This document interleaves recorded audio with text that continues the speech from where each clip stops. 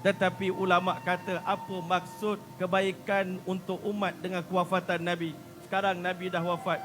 Apa kebaikan kita dapat?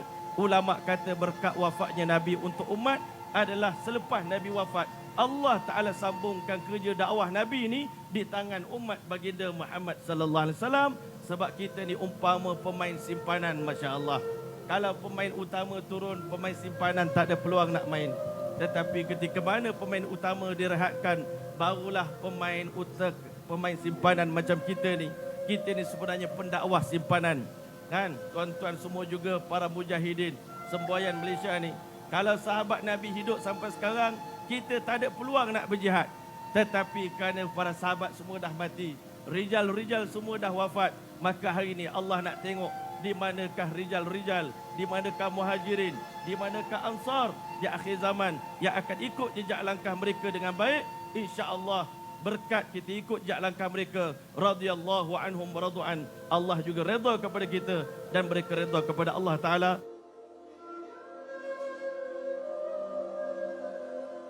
Assalamualaikum warahmatullahi ta'ala wabarakatuh. Yang saya muliakan saudara pengacara majlis, yang dihormati lagi dikasihi Habibuna Habib Ali Zainal Abidin Al-Hamid hafizahullah ta'ala wa ra'ahu. Yang saya muliakan juga Habibuna Habib Najmuddin Al-Khirrit, para habaib. Yang saya muliakan para besar daerah Kuala Langat, yang dimuliakan Tengku Datuk Haji Muhammad Al-Haj bin Harun, para asatizah, para muhibbin, yang juga saya muliakan adinda saya saudara Yusuf Azmi, dan juga daripada tim semboyan saya mengucapkan sejuta tahniah kepada beliau di atas perasmian wisma baru semboyan Malaysia yang mana masya-Allah baru saja masya-Allah berpindah ke sini, dan alhamdulillah sebuah tempat yang sangat cantik. Mudah-mudahan tempat ini akan menjadi sumber kebaikan bagi umat Islam di seluruh Malaysia amnya dan di seluruh alam, insya-Allah. Amin rabbil alamin. Insya-Allah berbalik kepada tajuk kita berkenaan dengan tak kenal maka tak cinta. Hari ini masya-Allah masyhur kata-kata ini di kalangan pepatah Melayu. Satu benda kalau kita tak sayang, kita tak hormat, maka kita kadang-kala apa yang disampaikan tidak menjadi nilai kepada kita. Engkau bukanlah siapa-siapa di mata orang yang tidak mengenali engkau, kata alim ulama. Tetapi engkau menjadi orang yang sangat mulia di kalangan orang yang mencintai dan mengenali kita. Jadi lebih-lebih lagi lah Allah Ta'ala, yang mana Allah Ta'ala ini bersifat dengan segala sifat kesempurnaan. Tetapi untuk manusia ni, Allah pinjamkan sifat-sifatnya yang mulia ini. Allah Ta'ala itu karim, mulia. Allah pinjamkan sifat karim kepada kita. Allah Ta'ala itu Rahman, Rahim. Allah itu pengasih, penyayang. Allah kongsikan sifat-sifat ini, akhlak-akhlak ini dengan kita semua. Tetapi Masya Allah, kerana kita manusia biasa, Allah Ta'ala tak izinkan kita gunakan nama kita sebagai dengan nama Allah Ta'ala. Tak boleh kita panggil diri kita Karim. Tak boleh kita panggil diri kita Rahim. Tak boleh kita panggil nama kita Rauf. Melainkan orang biasa macam kita, kena letak perkataan Abdul di depan. Abdul Karim, Abdul Razak, Abdul Rauf, Abdul Rahim. Allah boleh pinjamkan sifat dia pada kita, tetapi Allah Ta'ala tak bagi pinjam nama tersebut kepada kita. Tetapi untuk baginda Muhammad sallallahu alaihi wasallam, Allah Ta'ala pinjamkan nama Allah Ta'ala Ar-Raufur Rahim kepada baginda Muhammad sallallahu alaihi wasallam, yang mana para mufassirin mengatakan Rauf Syadidur Rahmah, bersangatan sayang, bersangatan kasih sayang Nabi sallallahu alaihi wasallam kepada umat, kepada kita semua tiada tolok bandingnya. Jadi hadirin dan rahmati oleh Allah SWT sekalian, sebagaimana yang kita dengar Imam Qadhi Iyad menukilkan kata-kata Imam Sayyidina Ja'far As-Sadiq rahimahullah ta'ala dalam kitabnya yang bernama Asy-Syifa. Dia kata Allah Ta'ala yang menciptakan manusia, Allah tahu kelemahan manusia. Manusia ni begitu lemah. Kita tak akan mampu nak beribadah kepada Allah sebagaimana yang Allah kehendaki. walaupun kita ada akal, walaupun kita ada segala kebolehan, tetapi tanpa bimbingan seorang Nabi, kita akan menjadi lemah untuk mentaati perintah Allah Subhanahu wa taala. Lalu Allah yang Maha Pengasih Maha Penyayang telah buat keputusan untuk utuskan satu orang Nabi yang bernama Muhammad Mustafa sallallahu alaihi wasallam menjadi wasitah, menjadi pengantara untuk menterjemahkan kehendak Allah, menterjemahkan perintah Allah, menterjemahkan keinginan Allah ke atas diri kita dengan melihat baginda Muhammad sallallahu alaihi wasallam, mengikuti baginda sallallahu alaihi wasallam. Kita semua akan dipandang oleh Allah dengan pandangan rahmat. Mengikuti Nabi sallallahu alaihi wasallam, kita akan dapat redha-Nya Allah. Mengikutinya Nabi sallallahu alaihi wasallam, kita akan dapat kebahagiaan. Ikut Nabi, kita berjaya. Ikut Nabi, kita mulia. Ikut Nabi, kita dapat redha Allah. Dan ikut Nabi juga, kita akan dapat keampunan daripada Allah. Ikut Nabi, kita juga akan dapat masuk ke syurga Allah Subhanahu wa taala. Allah jadikan ketaatan kepada Nabi adalah ketaatan kepada Allah. May yuti'ir rasul faqad ata' Allah. Siapa taat pada Nabi, ikut cakap Nabi, berarti dia ikut perintah Allah Taala. Wa muwafaqatuhu muwafaqatullah. Bermuafakat dengan Nabi. Satu orang yang cinta pada Nabi tak akan terlintas daripada hati dia untuk menyalahi Rasulullah sallallahu alaihi wasallam. Dia tak berani nak menyalahi Nabi. Dalam apa jua percakapan, perbuatan, perasaan, dia takut untuk menyalahi Nabi sallallahu alaihi wasallam, kerana menyalahi Nabi menyalahi Allah Taala. Tetapi muafakat dengan Nabi, setuju dengan Nabi, selesa dengan Nabi, berarti kita bersetuju dengan Allah Subhanahu wa taala. Raditu billahi rabba, aku redha Allah sebagai Rabb aku. Wa bil islami dina, aku redha Islam sebagai agamaku. Wa bi Muhammadin sallallahu alaihi wasallam nabiyyan wa rasula, aku redha Nabi Muhammad sallallahu alaihi wasallam sebagai nabi yang terbaik Allah Taala hantar untuk didik kita. Sebab itulah Allah Taala nak kita ni selaku umat Nabi sallallahu alaihi wasallam, kita kena kenal kekasih Allah ni betul-betul. Bukan satu ayat Allah cerita tentang kemuliaan Nabi, tentang kelebihan Nabi dalam Quran, bahkan dalam berbagai-bagai ayat, supaya bila mana umat ini betul-betul kasih dan cinta pada Nabi, akan datang satu kekuatan untuk kita mengikuti sunnah Nabi, terutama kita umat yang lahir di akhir zaman. Umat yang lahir di akhir zaman, kita tak pernah tengok Nabi, tak pernah bercakap dengan Nabi, tak pernah mendengar tausiah daripada Nabi, tak pernah memandang wajah Nabi, tak pernah hidup bersama dengan Nabi. Untuk orang macam kita, sangat perlu diulang-ulang cerita tentang Nabi, sirah Nabi, syama'il Muhammadiyah, khasa'is An-Nabawiyah, diceritakan berulang-ulang kali, sehingga kita yang dalam hati kita ni perasaan cinta kepada Nabi berbeza-beza. Ada di kalangan kita yang memang Allah bagi cinta yang mendalam, hub, syaraf, ishq, asyik kepada Nabi sallallahu alaihi wasallam.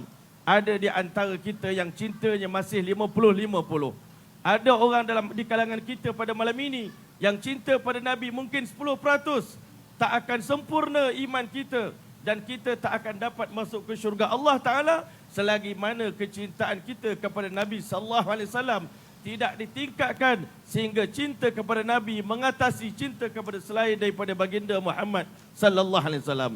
Sebab itulah dalam sepotong ayat yang sepatutnya menjadi iktibar bagi kita semua, Allah Subhanahu wa taala dengan terang beritahu, laqad ja'akum rasulun min anfusikum azizun alaihi ma anitum harisun alaikum bil mu'minina raufur rahim.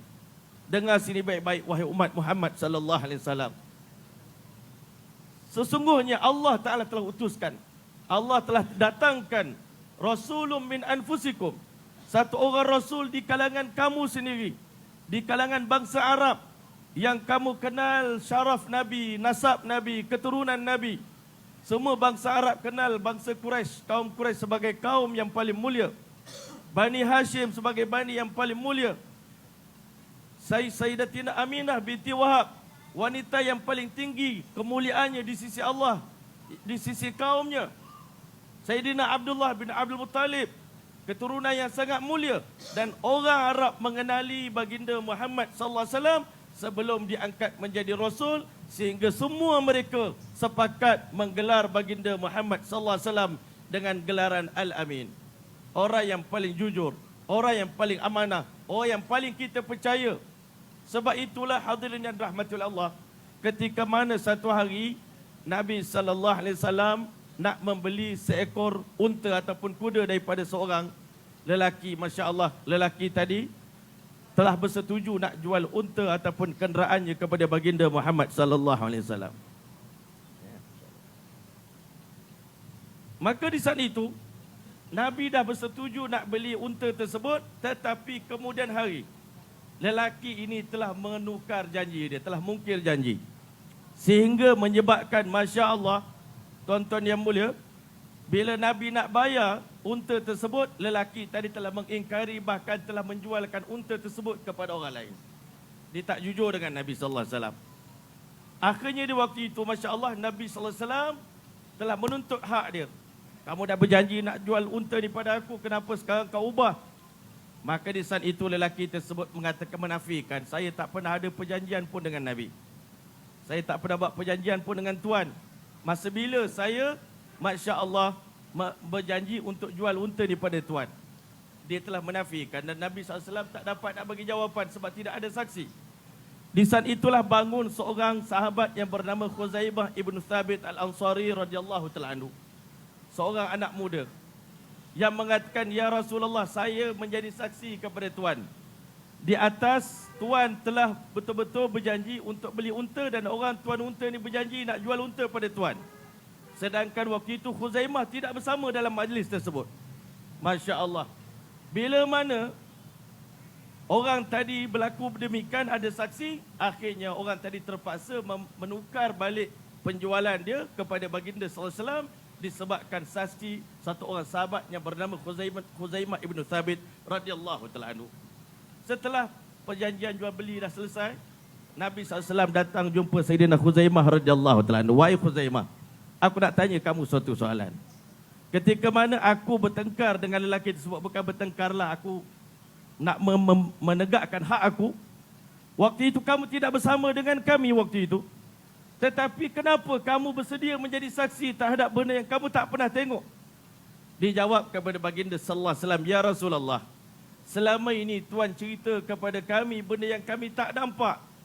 Benda gaib, akhirat, syurga, neraka, titian sirat, azab kubur. Benda yang kami tak nampak pun kami percaya. Apatah lagi pada hari ini Tuan sendiri mengaku Tuan telah berjual beli dengan orang tersebut. Benda yang nyata kami nampak. Kalau benda tak nampak pun kami percaya. Benda yang kami nampak kami lebih percaya. Itulah sahabat baginda sallallahu alaihi wasallam yang mengenali kepribadian baginda sallallahu alaihi wasallam, sehingga orang kafir sendiri pun, walaupun mereka memusuhi Nabi secara berhadapan di hadapan orang, tapi di belakang-belakang mereka kadang-kala berbisik sesama mereka. Mana mungkin, kata seorang ketua Quraisy, satu orang lelaki yang kamu membesar bersama dengan dia, kamu tengok kejujuran dia, daripada kecil sampai dia dewasa 40 tahun kita hidup dengan dia, sekalipun dia tidak pernah berbohong dengan kita. Mana mungkin dalam urusan dunia dia tidak berbohong, dalam urusan agama dia nak membohongi kita. Inilah kemuliaan Nabi besar kita Muhammad sallallahu alaihi wasallam. Insan yang sepatutnya kita bangga, bukan manusia biasa. Dia adalah Imamul Anbiya wal Mursalin. Pada malam Isra wal Mi'raj, Allah lantik baginda sallallahu alaihi wasallam bukan jadi imam diraja, tetapi imam bagi sekalian nabi dan para rasul. Ulama kata yang nak memimpin kita ni bukan imam biasa. Yang memimpin kita di akhir zaman ni adalah baginda Muhammad sallallahu alaihi wasallam. Kita adalah makmum yang sembahyang di belakang Nabi, solat yang sama, saf yang sama. Bezanya kita dengan para sahabat Nabi sallallahu alaihi wasallam adalah makmum di saf yang pertama. Para tabi'in makmum saf kedua, tabi'in makmum saf ketiga, dan kita umat akhir zaman adalah makmum kepada baginda sallallahu alaihi wasallam di saf yang ke-14 dan ke-15, sebab kita berada pada tahun 1440 lebih hijrah, masya-Allah. Kita dah berada di hujung akhir zaman. Sebab itu kita katakan kenapa sahabat Nabi berjaya walaupun mereka jahil. Mereka dulu bodoh, tetapi kerana mereka mengikuti sunnah Nabi, syiar para sahabat baginda sallallahu alaihi wasallam itu sami'na wa ata'na. Kami dengar dan kami taat. Orang nak berjaya adalah orang taat. Sementara orang Yahudi, sekalipun mereka kenal Nabi Muhammad sallallahu alaihi wasallam sebelum Nabi lahir, Allah Taala mengingatkan orang Yahudi, wa kanu min qabl yastaftihuna 'ala alladhina kafaru. Sebelum ini wahai orang Yahudi, setiap kali kamu bergaduh dengan orang Arab, kamu memberi ancaman, amaran kepada orang Arab, nanti Nabi akhir zaman datang, kami akan perangi kamu semua di belakang Nabi akhir zaman. Falamma ja'ahum ma 'arafu kafaru bih. Tak kala muncul insan yang mereka kenal dalam kitab Taurat, Injil, Zabur, setiap hari orang Yahudi bercerita tentang Nabi besar kita Muhammad sallallahu alaihi wasallam. Tetapi hidayah milik Allah. Sahabat Nabi yang tak kenal siapa Nabi akhirnya menjadi pengikut Nabi Muhammad sallallahu alaihi wasallam yang setia, sanggup mengorbankan nyawanya untuk Allah Taala. Dan orang Yahudi yang selama ini kenal Nabi tidak mendapat hidayah daripada Allah. Akhirnya mereka mengatakan sami'na wa asaina, kami dengar dan kami lawan, kami ingkar. Sebab itulah rahsia kejayaan para sahabat baginda sallallahu alaihi wasallam. Setelah mana mereka mengenali Nabi sallallahu alaihi wasallam, mereka tak redha untuk letak orang lain pada tempat Nabi. Nabilah imam kita, Nabilah ikutan kita, Nabilah qudwah kita. Tak ada siapa pun dalam dunia mampu mengambil tempat baginda Muhammad sallallahu alaihi wasallam dalam hati kita, dalam hidup kita. Sebab itu tadi kita bagi tahu dalam qasidah yang kita baca, marhaban ya Rasulullah, marhaban ya Jaddal Husaini. Selamat datang ya Rasulullah, kami sambut Nabi datang dalam hidup kami. Ambillah tempat dalam hidup kami, ambillah tempat dalam rumah kami, ambillah tempat dalam kehidupan keluarga kami ya Rasulullah. Kami yang mana kami tahu kedudukan Nabi. Nabi ni Masya Allah, Nabi Musa Muhammad SAW, Nabi kata kehidupanku baik untuk kamu dan kematian aku juga baik untuk kamu. Masya Allah. Masya Allah. Hidup Nabi pun kebaikan untuk kita, wafatan Nabi pun baik untuk kita. Hidup Nabi memang kita tahu keberkatan, kerahmatan. Allah Ta'ala jadikan mulianya Nabi tuan-tuan dalam menafsirkan ayat fasalamul laka min ashabil yamin. Allah sebut nanti di hari kiamat orang masuk syurga adalah berkat selamat yang datang daripada baginda Muhammad sallallahu alaihi wasallam. Pelik juga tuan-tuan. Allah puji ahli syurga masuk syurga, tapi fasalamul laka min ashabil yamin. Sejahtera berkat Nabi Muhammad sallallahu alaihi wasallam wahai penghuni syurga ashabul yamin. Rupanya Masya Allah, kita semua umat akhir zaman masuk syurga dengan berkat rahmat, kasih sayang daripada baginda Muhammad sallallahu alaihi wasallam. Itu di akhirat. Di dunia tak dapat digambarkan. Tetapi ulama kata apa maksud kebaikan untuk umat dengan kewafatan Nabi. Sekarang Nabi dah wafat, apa kebaikan kita dapat? Ulama kata berkat wafatnya Nabi untuk umat adalah selepas Nabi wafat, Allah Ta'ala sambungkan kerja dakwah Nabi ini di tangan umat baginda Muhammad sallallahu alaihi wasallam. Sebab kita ni umpama pemain simpanan, Masya Allah. Kalau pemain utama turun, pemain simpanan tak ada peluang nak main. Tetapi ketika mana pemain utama direhatkan, barulah pemain simpanan macam kita ni. Kita ni sebenarnya pendakwah simpanan. Kan? Tuan-tuan semua juga para mujahidin semboyan Malaysia ni. Kalau sahabat Nabi hidup sampai sekarang, kita tak ada peluang nak berjihad. Tetapi kerana para sahabat semua dah mati, rijal-rijal semua dah wafat, maka hari ini Allah nak tengok di manakah rijal-rijal, di manakah muhajirin, di manakah ansar di akhir zaman yang akan ikut jejak langkah mereka dengan baik. InsyaAllah berkat kita ikut jejak langkah mereka, radhiyallahu anhum waradu'an, Allah juga redha kepada kita dan mereka redha kepada Allah Ta'ala. Saya tidak berhajat untuk memanjangkan kalam kita. Tuan-tuan dah dengar banyak ulama-ulama yang hebat berbicara. Saya ni pun kadang-kadang malu nak bercakap. Tetapi tuan-tuan, Masya Allah, bukan bercakap kerana kita siapa-siapa, tetapi sebenarnya Masya Allah, majlis ini majlis kita bersama. Bukan majlis sesiapa. Majlis ini adalah majlis kita. Majlis ini untuk mencapai redha Allah, untuk dapat kasih sayang baginda Muhammad sallallahu alaihi wasallam. Mudah-mudahan kita yang tak pernah jumpa Nabi ini, berkat kita selalu duduk dalam majlis maulid. Selalu saya katakan kepada tuan-tuan, ingat baik-baik tuan-tuan, dua golongan yang paling banyak berselawat kepada baginda sallallahu alaihi wasallam di akhir zaman ini. Yang pertama adalah mereka-mereka yang menyertai majlis Maulidur Rasul. Dengan berkat kita duduk dalam majlis ini, kita tak sedar berapa ratus kali kita berselawat kepada baginda sallallahu alaihi wasallam, berapa ribu kali lidah kita menyebut berselawat tentang kemuliaan baginda Muhammad sallallahu alaihi wasallam, maka kita mendapat rahmat daripada Allah. Yang kedua, golongan yang paling banyak berselawat kepada baginda sallallahu alaihi wasallam adalah mereka yang duduk dalam kelas pengajian hadis, pengajian para muhaddisin, duduk dalam halqah para muhaddisin. Sekali sebut qala Rasulullah sallallahu alaihi wasallam, kita pun akan berselawat kepada Nabi tanpa kita sedar ataupun tidak. Maka dengan itu kita mendapat banyak sekali rahmat daripada Allah Ta'ala. Kalau Nabi SAW mendapat selawat daripada Allah Ta'ala, kita pun layak mendapat selawat daripada Allah Ta'ala. Bagaimana? Kita dah tahu Nabi Muhammad SAW memang diselawati oleh Allah. Inna Allah wa malaikatahu yusalluna ala nabi. Ya ayyuhalladzina amanu sallu alaihi wa sallimu taslima. Allahumma salli wa sallim wa barik alaihi. Tetapi untuk kita orang biasa, macam mana nak dapat selawat daripada Allah dan para malaikat? Allah Ta'ala perintah pada kita, ya ayyuhalladzina amanu udhkurullaha dzikran katsiran wasabbihuhu bukratan wa asila huwallazi yusalli alaikum wa malaikatuhu liyukhrijakum minadh dhulumati ilan nur.